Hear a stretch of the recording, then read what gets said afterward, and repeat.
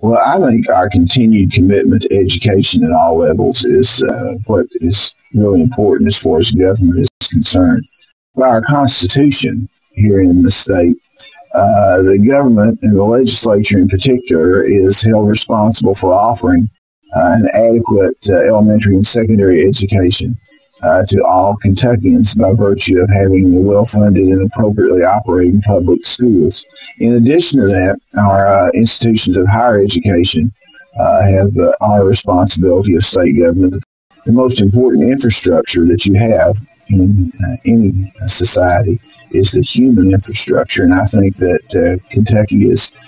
making the investment in this human infrastructure in a very significant way for the first time, and our ability to sustain that and to build a knowledge-based economy and a community of learners, of lifelong learners, is very important. And I think the recognition of the early childhood component in that,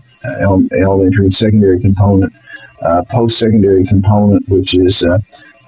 consists of technical and trades sort of training, as well as the more traditional academic training, and then the lifelong learning aspect of adult education and adult literacy makes Kentucky a very competitive state. Obviously, learning is done by individuals, and to create a culture of learning and to emphasize the importance of learning, I think that government has to be the leader, along with the private institutions of higher education across the state and other local citizens who emphasize learning, that learning is important, that we have a culture of learning, and that we value learning in the state because we know the value of learning.